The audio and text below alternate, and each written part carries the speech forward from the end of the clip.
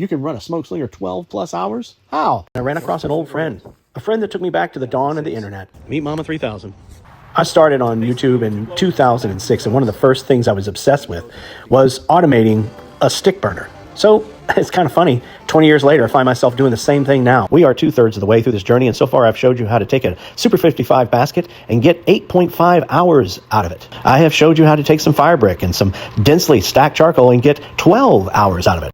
In the last episode, you might remember we were struggling to get the pit up to temperature because we started from cold instead of dumping coals in, and we were just leaving a door open and waiting for the results. As far as it was before. I have this one damper half closed. It's closed off half than what we started with. We started with them full open. So we're still restricting the heat coming out, but increasing the air coming in. So it's 428, and according to this graph, we're at 272 and a sharp rising. So the question is, hey, what's happened to my coal bed to cause that sharp rising? Not that this would hurt a brisket. Let's take a look. Now we had left the door cracked, which brought in some oxygen. We have a coal bed that is disintegrating.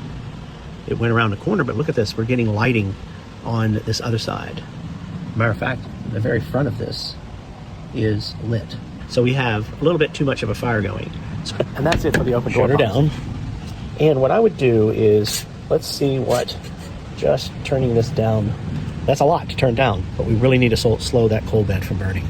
Now the reason why I closed it on this side, because I could open it and feed this side, is because I do actually want this side to slow down a bit. I think I'm going to shut down one of these valves here too. It is 5:55. We got a 250 temperature, and this is where I'm going to probably ride it the rest of the day and not make any more changes. You'll notice that my air is coming out on the left side. Let me show you why.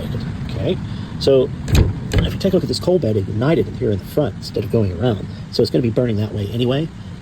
So figured I just go ahead and help it along. This temperature will probably slightly go up to 265. Remember, we're not going to stop counting until that temperature reaches 145 or so, until it begins to dip below the safe point. We entered that time period at 105, so coming up on 5 hours so far.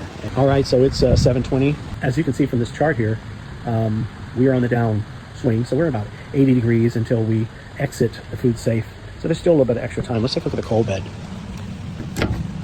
Technically, you can come in here and put more coal on if you want. So that'll be it for our test. We'll report the results tomorrow, I guess, when I wake up. And last it did. It burned more than 12 hours. But we're not done. We still have a third trick.